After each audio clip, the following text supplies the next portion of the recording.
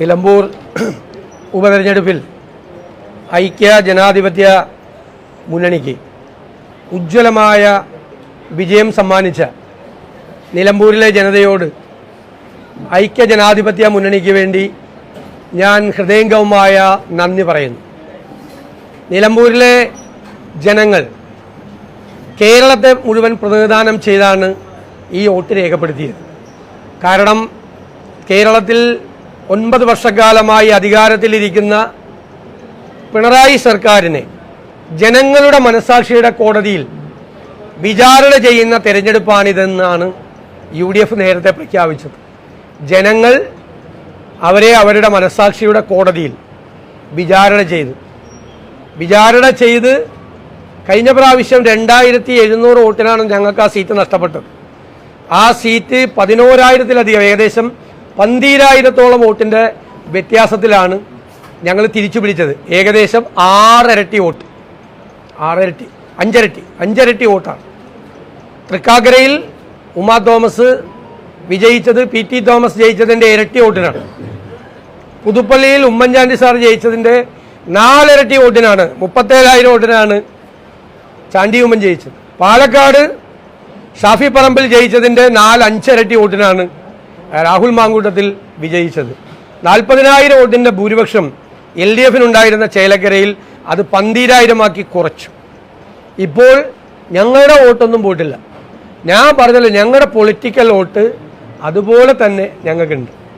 LDF-ന്റെ 16,000 വോട്ടാണ് LDF-ന് നഷ്ടപ്പെട്ടിരിക്കുന്നത്. 16,000-ഓളം വോട്ടുകളാണ് LDF-ന് നഷ്ടപ്പെട്ടിരിക്കുന്നത് കഴിഞ്ഞ പ്രാവശ്യം കിട്ടിയതിനേക്കാൾ. ഇത് യഥാർത്ഥത്തിൽ ടീം UDF-ന്റെ വിജയമാണ്. ഒരു പാർട്ടിയെ പോലെ, പല മുന്നണികളുടെ കക്ഷിയാണ് UDF. പക്ഷേ UDF നിലമ്പൂരിലും എല്ലാ തെരഞ്ഞെടുപ്പുകളിലും പ്രവർത്തിച്ചിട്ടുള്ളത് ഒരു പാർട്ടിയെ പോലെയാണ്. ഞങ്ങൾ നിയമസഭയിൽ ഞങ്ങൾ ഒരു പാർട്ടിയാണ്. ഞങ്ങൾ നിലമ്പൂരിൽ ഞങ്ങൾ മത്സരിച്ചപ്പോൾ ഒരു പാർട്ടിയെ പോലെയാണ് ഞങ്ങൾ പ്രവർത്തിച്ചത്.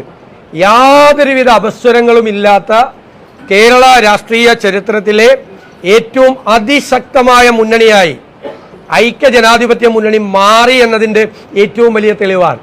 അതിനുവേണ്ടി അഹോരാത്രം ജോലി ചെയ്ത ടീം UDF-ന്റെ മുഴുവൻ നേതാക്കളെയും, ഐക്യ ജനാധിപത്യ മുന്നണി നേതാക്കളെയും പ്രവർത്തകരെയും ഞാൻ അവരോട് ഹൃദയപൂർവ്വമായ നന്ദി പറയുകയാണ്.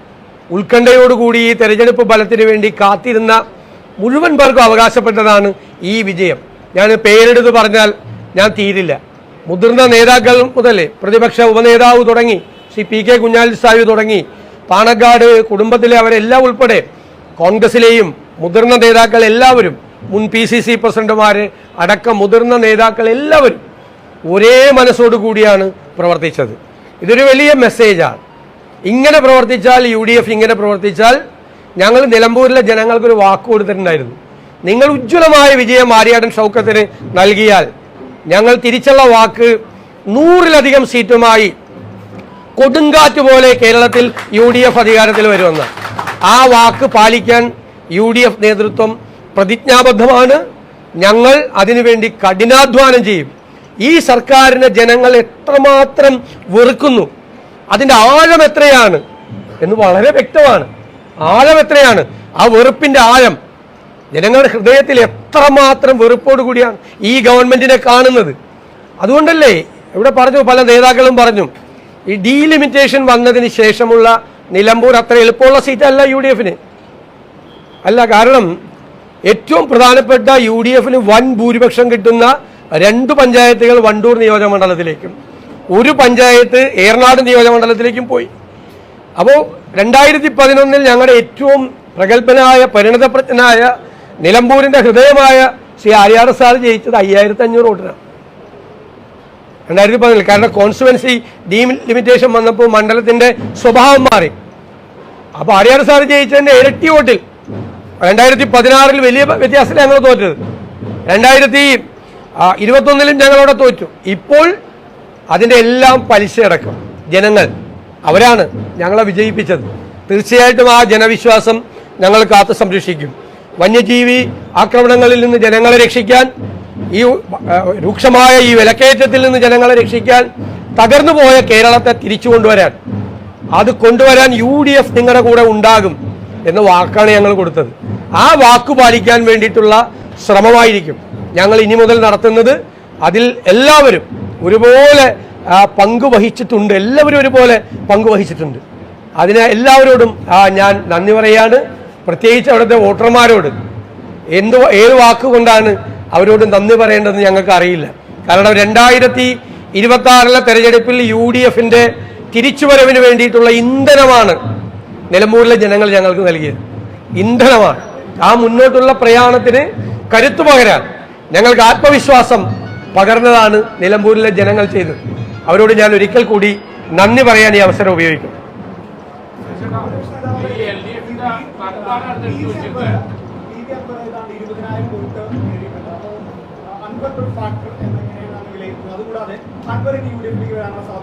അല്ല, അതൊന്നും നമ്മളിപ്പോൾ ഇവിടെ ചർച്ച ചെയ്യേണ്ട സമയമല്ലല്ലോ.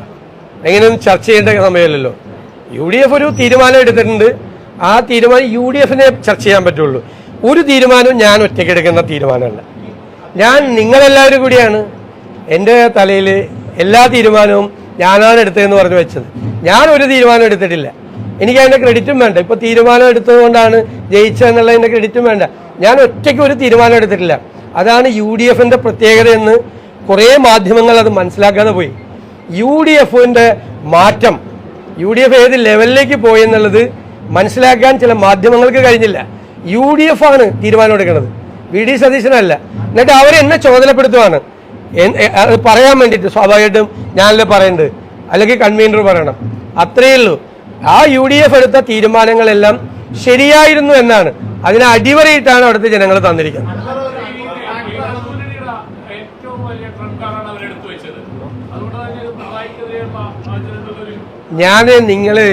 ഞാൻ കുറ്റപ്പെടുത്തൊന്നുമില്ല ഈ സമയത്ത്. നിങ്ങളല്ല എന്തായിരുന്നു കഴിഞ്ഞ കുറേ ദിവസകാലമായി ചെയ്തതെന്ന് നിങ്ങളൊന്ന് വിലയിരുത്ത്. നിങ്ങൾ എന്തായിരുന്നു സ്ഥാനാർത്ഥി പ്രഖ്യാപനം മുതൽ നിങ്ങൾ ചെയ്തത് എന്തെല്ലാമായിരുന്നു എന്ന് നിങ്ങളൊന്ന് വിലയിരുത്ത്. കുറേ മാധ്യമങ്ങൾ ഒരു തെരഞ്ഞെടുപ്പൊക്കെ നേരത്തെ എനിക്കതിലൊന്നും ഒരു പരിഭവമില്ല. പക്ഷേ നിങ്ങൾ ഓരോന്ന് നിങ്ങൾ എന്തെല്ലാം വാർത്ത കൊടുത്തു. പാണക്കാട് തങ്ങള്, അതായത് മുഖ്യമന്ത്രി ഉദ്ഘാടനം ചെയ്ത LDF കൺവെൻഷന്റെ 3 ഇരട്ടി വലിയ കൺവെൻഷനായിരുന്നു UDFന്റെ കൺവെൻഷൻ. അത്ര വൈബായിരുന്നു ആ കൺവെൻഷൻ. അതിന്റെ ഗ്രേസ് കളയാൻ വേണ്ടി പറഞ്ഞു പാണക്കാട് തങ്ങൾ ബഹിഷ്കരിച്ചെന്ന്. സാദിഖലി തങ്ങൾ ഹജ്ജിന് പോയ തങ്ങൾ ബഹിഷ്കരിക്കുകയാണ്. പാണക്കാട് കുടുംബം ബഹിഷ്കരിച്ചെന്ന് പറഞ്ഞു. പാണക്കാട് കുടുംബം UDF കൺവെൻഷൻ ബഹിഷ്കരിച്ചാൽ കുഞ്ഞാലിക്കുട്ടി സാഹിബ് ഒരു കുഞ്ഞ് ആ വേദിയിൽ ഉണ്ടാവോ? നിങ്ങൾ ഞങ്ങളെ ദ്രോഹിക്കാൻ വേണ്ടി ചെയ്താ. എന്തെല്ലാം കാര്യങ്ങൾ ചെയ്തു, ഏതെല്ലാം തരത്തിൽ ചെയ്തു. പ്രതിക്കൂട്ടിൽ നിർത്തിക്കൊണ്ട് വിചാരണയായിരുന്നു. എനിക്ക് ഒരു വിരോധമില്ല. പക്ഷെ നിങ്ങളൊന്ന് നിങ്ങളുടെ ആ ലൈബ്രറിയിൽ പോയിരുന്നിട്ട്, നിങ്ങളല്ല ഇത് ചെയ്യിപ്പിച്ച ആളല്ലേ, അതൊന്ന് റെക്കോർഡിട്ട് കാണണം. ഇത് തന്നെ ഞാൻ ഞങ്ങളുടെ പ്രവർത്തകരോട് പറഞ്ഞത്, നിങ്ങൾ വിഷമിക്കണ്ട. കാരണം പാലക്കാട് അവരിത് തന്നെയായിരുന്നു.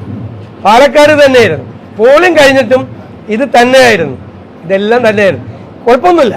എല്ലാവരും അല്ല കേട്ടോ, എല്ലാവരും അങ്ങനെ നമുക്ക് പറയാൻ പറ്റില്ല. എല്ലാവരും അല്ല, കുറേ ആള്. അത് നല്ലതല്ല. കേരളത്തിലൊരു അതല്ല, യാഥാർത്ഥ്യത്തിനും വളരെ അകലെയായിരുന്നു. വിശകലനങ്ങൾ, ചർച്ചകൾ എല്ലാം വേറെ അകലമായിരുന്നു. എല്ലാവരും കാത്തിരുന്നത് എന്തിനാണെന്ന് എനിക്കറിയായിരുന്നു. അല്ല, പറഞ്ഞല്ലോ. അല്ല, ഞാൻ അതിനെക്കുറിച്ച് അഭിപ്രായം പറയാനുള്ള ആളല്ല. ഞാനല്ല. UDF ഒരു തീരുമാനം എടുത്തിട്ടുണ്ട്. ഇനി UDFന്റെ തീരുമാനം എടുത്തു കഴിയുമ്പോൾ ഞാൻ നിങ്ങളോട് പറയാം. ED സതീശനായിട്ട് ഒരു തീരുമാനം ഒരു കാര്യത്തിൽ എടുക്കില്ല. എനിക്ക് അതിനുള്ള അനുവാദമില്ല. ഞങ്ങളുടെ ഏറ്റവും വലിയ അത് ഞാൻ കളയേയില്ല. കൂടിയാലോചനകളാണ് UDFന്റെയും കോൺഗ്രസിന്റെയും ഇന്നത്തെ വിജയം എന്ന് പലരും മറന്നുപോകുന്നു. എല്ലാവർക്കും അതിൻ്റെ അകത്ത് ഇൻവോൾവ്മെന്റ് ഉണ്ട്. ഈ കൂടിയാലോചനകൾ നടക്കുന്നുണ്ട്. എല്ലാവർക്കും അതിൻ്റെ അത് റോളുണ്ട്. നിങ്ങളതൊന്നും നല്ലതൊന്നും പറഞ്ഞില്ലല്ലോ. എല്ലാ ഇലക്ഷൻ പ്രഖ്യാപിച്ച് 24 മണിക്കൂറിന് മുമ്പ് സ്ഥാനാർത്ഥി യുനാനിമസ് ആയിട്ടാണ് ആര്യാടൻ ഷൗക്കത്തിന്റെ സ്ഥാനാർത്ഥിത്വം കേരളത്തിൽ നിന്ന് ഡൽഹിയിലേക്ക് അയച്ചത്. അവരപ്പോൾ തന്നെ അപ്രൂവ് ചെയ്തിങ്ങ് തന്നു. അതിന് എന്തെല്ലാം പഴി കേട്ടു അതിന്. ഞങ്ങൾ ഒരുമിച്ചുള്ള തീരുമാനമാണ്. പിന്നീട് എടുത്ത ഓരോ കാര്യത്തിലും UDF നേതൃത്വത്തിന്റെ തീരുമാനമാണ്. ചർച്ചകൾ നടത്തിയ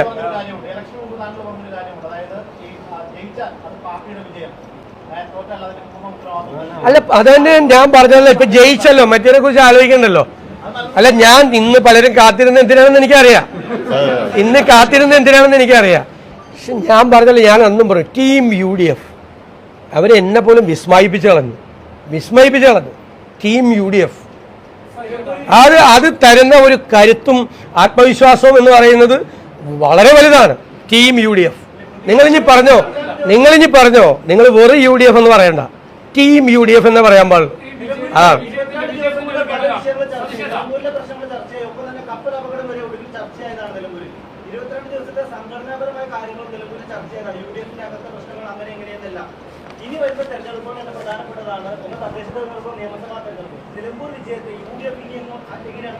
അല്ല ഞങ്ങൾ പറഞ്ഞല്ലോ, അവിടുത്തെ സംഘടനാപരമായ കൃത്യത, സർജിക്കൽ പ്രസിഷനായിരുന്നു തെരഞ്ഞെടുപ്പ് പ്രവർത്തനത്തിൽ.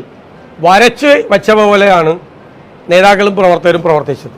ഞങ്ങൾ എടുത്ത തീരുമാനം, UDF നേതൃത്വം എടുത്ത തീരുമാനം വള്ളിപുള്ളി വ്യത്യാസമില്ലാതെ ഞങ്ങളുടെ നേതാക്കളും പ്രവർത്തകരും അത് ചെയ്തു. ഞങ്ങൾക്ക് ഏത് കേഡർ പാർട്ടിയെയും പരാജയപ്പെടുത്താനുള്ള സംഘടനാ വൈഭവവും പാഠവും UDFിനുണ്ട് എന്നാണ് തെളിയിച്ചത്. അത് അടുത്ത തെരഞ്ഞെടുപ്പിൽ ഞങ്ങൾ കുറച്ചുകൂടി ഭംഗിയായിട്ട് കാണിച്ചു തരാം.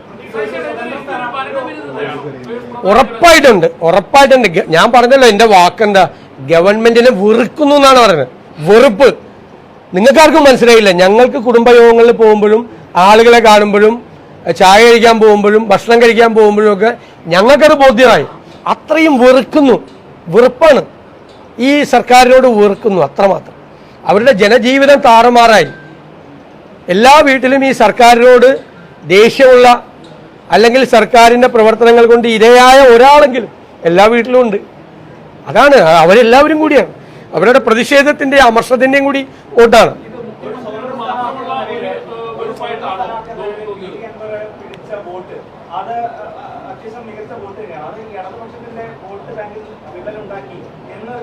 നിങ്ങളത് സെലിബ്രേറ്റ് ചെയ്യുന്നേ.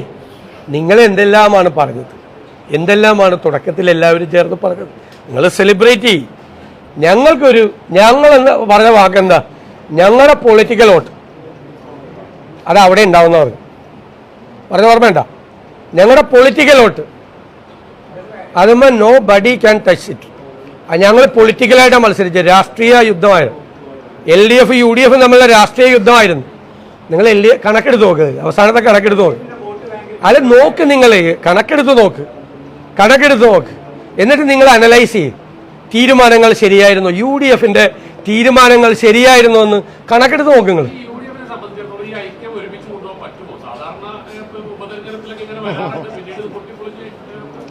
എവിടെ കഴിഞ്ഞ 4 വർഷം പൊട്ടിപ്പൊളിഞ്ഞതിൻ്റെ ഒരു കണക്ക് പറ, എപ്പോഴാണെന്ന് ഇങ്ങോട്ട് പറഞ്ഞല്ലോ. ഇങ്ങനെ കാഷ്വലായിട്ട് അതൊക്കെ ഓരോ സങ്കല്പങ്ങളാണ്. എവിടെയായിരുന്നു അസ്വസ്ഥത ഉണ്ടായിരുന്നു, അതാരും പറഞ്ഞില്ലല്ലോ. ഇടതുമുന്നണിയിൽ പാർട്ടി സെക്രട്ടറി ഒരു അഭിപ്രായം പറഞ്ഞു, ഇല്ലേ? മുഖ്യമന്ത്രി വേറൊരു അഭിപ്രായം പറഞ്ഞു. തെരഞ്ഞെടുപ്പ് കഴിഞ്ഞിട്ട് പാർട്ടി സെക്രട്ടറിയെ മുഖ്യമന്ത്രി തള്ളി പറഞ്ഞു.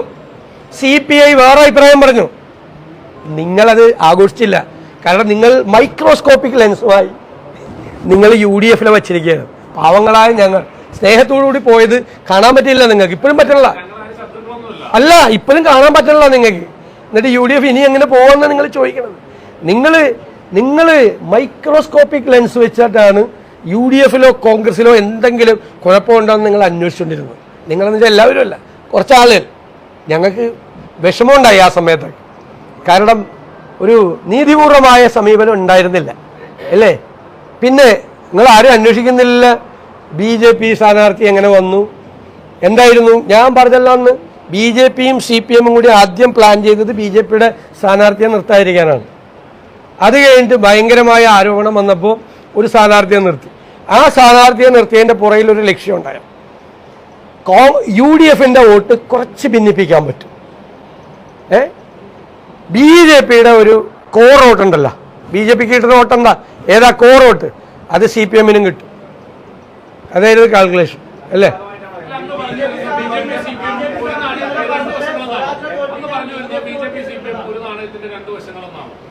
ഞാൻ പറഞ്ഞത് അതൊന്നും ഞാൻ ഉപയോഗിക്കാത്ത വാക്ക് പറയുന്നത്. ഞാൻ പറഞ്ഞത് അവർ തമ്മിൽ അൺഹോളി നെക്സസ് ഉണ്ട്, അവിഹിതമായൊരു ബാന്ധവം കേരളത്തിലെ BJPയും കേരളത്തിലെ CPM നേതൃത്വവും തമ്മിലുണ്ട്.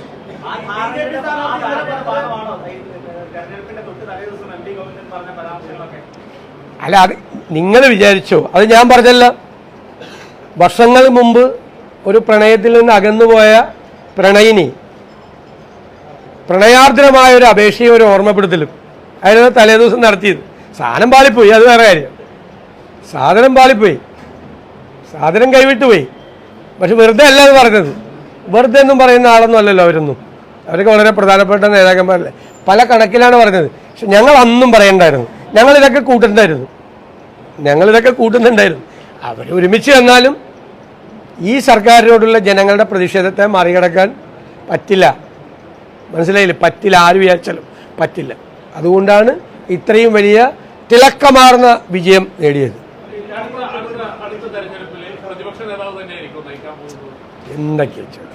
എന്തെങ്കിലും കിട്ടുമെന്ന് നോക്കുകയാണ്. ഞങ്ങൾ ടീം UDF, ഞാൻ അത് പറഞ്ഞാൽ മതി. ടീം UDF, മനസ്സിലായില്ലേ? Team UDF. അത് പറയേണ്ട മടി.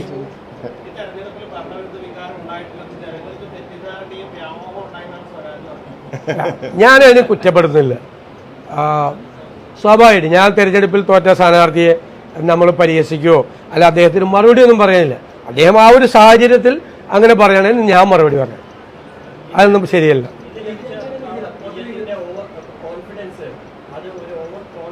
ഒരിക്കലും ആവില്ല. ഞങ്ങൾ പറഞ്ഞല്ലോ 20 സീറ്റിൽ 18 സീറ്റ് കിട്ടിയല്ലോ പാർലമെന്റ് ഇലക്ഷനിൽ. അപ്പം അന്ന് മാച്ചുകളഞ്ഞൊക്കെയാണ് പറഞ്ഞേക്കണത്. ആ ഭൂരിപക്ഷം ടെൻഷനാകണ്ടെന്ന് പറഞ്ഞു. ഈ ഇലക്ഷൻ ഞാൻ പറഞ്ഞു ഇന്ധനമാണ്, മുന്നോട്ടുള്ള കുതിപ്പിന് ഇന്ധനമാണ്. കേരളത്തെ റെപ്രസെന്റ് ചെയ്താണ് നിലമ്പൂര് ഈ വോട്ടെടുപ്പിൽ പങ്കെടുത്തത്, ജനങ്ങൾ പങ്കെടുത്തത്. അപ്പോൾ ധൈര്യമായിട്ട് മുമ്പോട്ട് പോവാം. പിന്നെ നിങ്ങൾ മനസ്സിലാക്കേണ്ടത് ഇത് 1-2 തെരഞ്ഞെടുപ്പ് അല്ലല്ലോ. ഏത് ലോക്കൽ ബോഡി ഇലക്ഷനിലാണ് UDF പുറയിലേക്ക് പോയത്? ഏത് 10-15 നടന്നല്ലേ? 10-15 ഗ്രൂപ്പായിട്ട് 15 പ്രാവശ്യമായിട്ട് ഗ്രൂപ്പായിട്ട് ലോക്കൽ ബോഡി ഇലക്ഷനിലേക്ക് നടന്നു. ഏതെങ്കിലും ഒരു ഇലക്ഷനിൽ ഞങ്ങൾ കഴിഞ്ഞ പ്രാവശ്യം നേടിയ സീറ്റിൻ്റെ പുറകെ പോയോ? എല്ലാ ഇലക്ഷനിലും കഴിഞ്ഞ പ്രാവശ്യം നേടിയതിൻ്റെ മിക്കവാറും ഇരട്ടിയിലധികം സീറ്റാണ് മിക്കവാറും ഇലക്ഷനിൽ വാങ്ങിച്ചത്. എല്ലാ ഇലക്ഷനും, കേരളം കണ്ട എല്ലാ ഇലക്ഷനും, including parliament election. Parliament election 2019 parliament ഇലക്ഷനേക്കാൾ വളരെയധികം ഭൂരിപക്ഷം പല സീറ്റുകളിലും ഭയങ്കരമായി വർദ്ധിച്ചു. അത്രേ ഉള്ളൂ. അതൊക്കെ ജനങ്ങൾ നൽകുന്ന അംഗീകാരമാണ്. അപ്പോൾ തീർച്ചയായും അതിനെ വിലക്കെടുത്തിട്ട് കൂടുതൽ ഉത്തരവാദിത്ത ബോധം, ഞാൻ എന്താ പറഞ്ഞത്, ഞങ്ങളെ ഈ വിജയം ഉന്മത്തരാക്കുകയല്ല, ഞങ്ങളെ കൂടുതൽ ഉത്തരവാദിത്ത ബോധമുള്ളവരാക്കി മാറ്റുന്നു. ജനങ്ങളുടെ പ്രതീക്ഷയ്ക്കത്ത് ഉയരാൻ കൂടുതൽ അച്ചടക്കത്തോടുകൂടി കൂടുതൽ ഭംഗിയായി ജനങ്ങൾക്ക് ഉപകാരപ്രദമായ കാര്യങ്ങൾ ചെയ്യാൻ വേണ്ടിയിട്ട് UDFനെ തയ്യാറാക്കുക എന്ന് തന്നെയാണ്.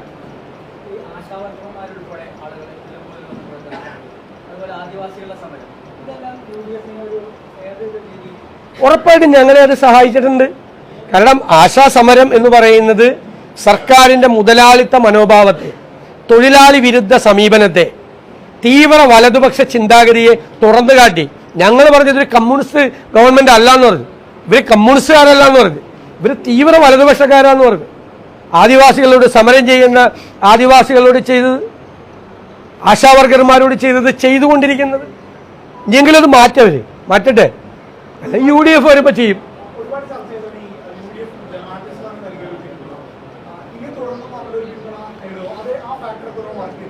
അവർ ഞങ്ങൾക്ക് പൂർണ്ണമായ പിന്തുണ നൽകിയിട്ടുണ്ട്. ആ പിന്തുണ ഞങ്ങൾ സ്വീകരിച്ചിട്ടുണ്ട്. അത് പുതിയൊരു സംഭവം പോലെ അതൊരു വിവാദമാക്കി, അത് കമ്മ്യൂണലാക്കി ബാക്കിയുള്ള വിഭാഗങ്ങളിൽ നിന്ന് വോട്ട് അടർത്തിയെടുക്കാം എന്ന് വിചാരിച്ചു പലരും. പാർലമെന്റ് ഇലക്ഷനിൽ അവർ ഞങ്ങൾക്ക് പിന്തുണ നൽകിയപ്പോൾ ഉണ്ടാകാത്ത വിവാദം നിലമ്പൂർ അസംബ്ലിയിൽ നൽകിയപ്പോൾ ഉണ്ടാക്കി. അതിൻ്റെ പുറകിലുണ്ടായത് ഈ ചേതോവികാരമാണ്. ജാതീയമായി മതപരമായി ആളുകളെ ഭിന്നിപ്പിക്കുക എന്നുള്ള സംഘപരിവാറിൻ്റെ നെറേറ്റീവാണ് CPM എടുത്തത്. എൻ്റെ ഇടതുഭാഗത്ത് PDP, വലതുഭാഗത്ത് മറ്റേ ആസാമി അല്ല മറ്റേ ആസാമി അദ്ദേഹത്തെ പിടിച്ചിട്ട് പറയാണ് ഞങ്ങൾ മതേതരവാദികൾ. ഒരാളുടെ തോളെ കൈയിട്ടേക്കണത് മറ്റത് PDP, വലതുഭാഗത്ത് ആസാമി. എന്നിട്ട് പറയാണ് ഞങ്ങൾ മതേതരവാദികൾ എന്ന് കേരളത്തിലെ ജനങ്ങളോടും നിലമ്പൂരിലെ ജനങ്ങളോടും പറഞ്ഞാൽ അണ്ടർ എസ്റ്റിമേറ്റ് ചെയ്യരുത് ജനങ്ങളെ. അത്രേ ഞാൻ പറയുള്ളൂ. അണ്ടർ എസ്റ്റിമേറ്റ് ചെയ്യരുത്. ജനങ്ങളെന്ന് പറയുന്നത് ഭയങ്കര പൊളിറ്റിക്കലാണ്. അവിടെ നിങ്ങൾ വോട്ടിംഗ് പാറ്റേൺ പരിശോധിച്ചോ, ഏകദേശം എല്ലാ പഞ്ചായത്തുകളിലും അല്ലേ മുനിസിപ്പാലിറ്റിയൊക്കെ UDF ലീഡ് ചെയ്തിട്ട് എത്ര വർഷമായി? ലീഡാണ് മുനിസിപ്പാലിറ്റി. ശ്രീ റോജി എം ജോണാണ് മുനിസിപ്പാലിറ്റിയിലെ തെരഞ്ഞെടുപ്പ് നേതൃത്വം കൊടുത്തിരുന്നത് ശ്രീകണ്ഠനോടൊപ്പം. ലീഡാണ് എല്ലായിടത്തും.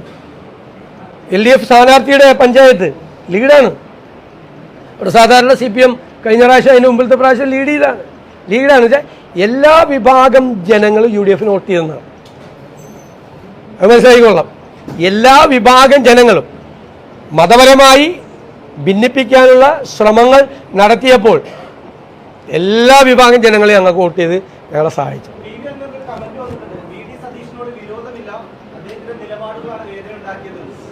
No comments. ഞാനൊന്നും ആരോടും പറയില്ല. ഞാൻ ഇതുവരെ നിങ്ങളോട് ചോദിച്ചു, ഞാൻ ഇതുവരെ ആരെങ്കിലും കുറിച്ച് മോശമായിട്ട് പറഞ്ഞിട്ടുണ്ടോ? ആരെങ്കിലും കുറിച്ച് ഒരു വാക്കും? പണ്ട് 2 വാചകം പറയാൻ എന്നെ UDF ചുമതലപ്പെടുത്തിയ ആ 2 വാചകം അല്ലാതെ നിങ്ങളെല്ലാം ഓരോ മണിക്കൂറാണ് എനിക്കെതിരെ പറഞ്ഞത് ലൈവായിട്ട് വിട്ടിരുന്നത്. ഒരു ചോദ്യം പോലും നിങ്ങളാരും ചോദിക്കാതെ എനിക്കെതിരെ പറഞ്ഞത് 1 മണിക്കൂർ ലൈവായിരുന്നു. 8 ദിവസക്കാലം ഒരക്ഷരം ഞാൻ അന്നും പറഞ്ഞിട്ടില്ല, ഇപ്പോഴും ഞാൻ പറയില്ല. ഞങ്ങൾക്ക് ഇത് പൊളിറ്റിക്കലാണ്. ഞങ്ങൾ രാഷ്ട്രീയമാണ് മത്സരം. ഞങ്ങൾ CPM-ഉം നേതൃത്വം കൊടുക്കുന്ന LDF-ഉം UDF തമ്മിലാണ് മത്സരം. നേരെ ഒന്നിലും ഞങ്ങളെ കിട്ടില്ല.